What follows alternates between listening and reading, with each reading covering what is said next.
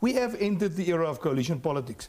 The time has now arrived that we must be mature in our approach, we must be honest with each other, and we must put the interest of the people first. You must always ask, you have poorer areas in any town in the country.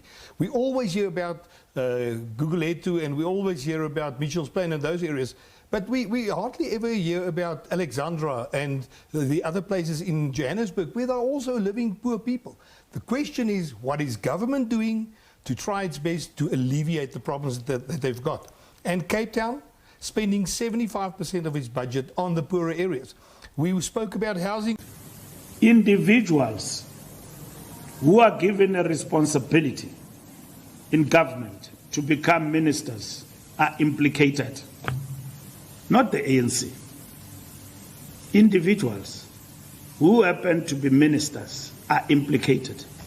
Whether that it is true or not, it is for them in the roles they occupied. Yes, of course, deployed by the ANC to answer to those allegations. And the commission is a perfect platform, not a kangaroo court. It's a perfect platform for themselves to answer. If the commission comes to conclusions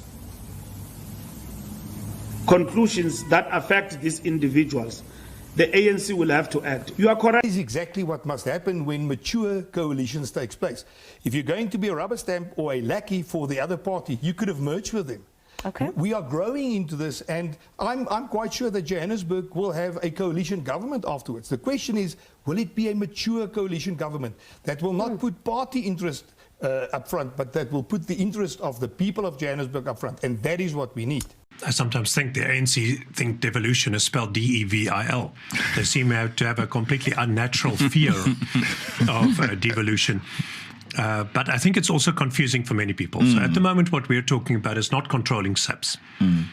Although I think we're probably at the point where a very coherent and rational argument can be made for moving control of SAPs from national government to provincial or local government.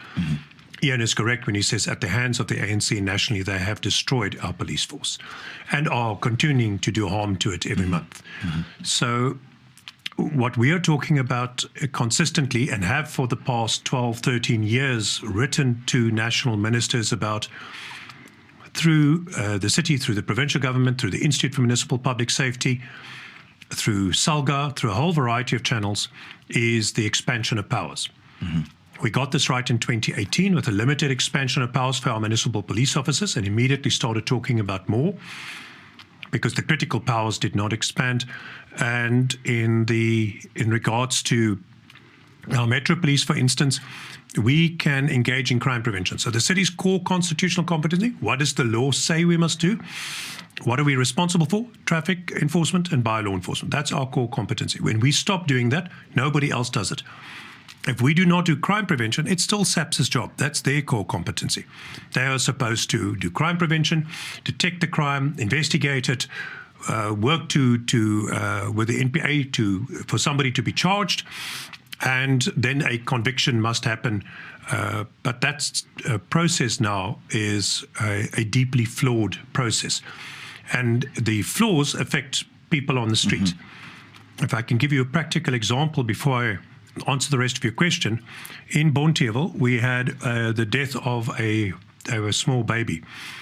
There were two men involved in that murder. One of those men had a firearms conviction, 2 firearm conviction arrests in 2016, I think in 2019, or around about there, twice. And twice the state failed to make a competent or effective case, and twice that offender was able to go free. Twice he walked away from those incidents. Had he been effectively convicted, he may well not have been in a position to commit that murder. So these mistakes, these failures aren't victimless. It's not that there's no consequence for them. There are very real and dire consequences. You have career criminals who offend over and over and who start doing so with greater impunity. If you're a gangster and you realize that there's only a 2% conviction rate, out of every 50 murders, one person is going to be held accountable. There's going to be one conviction.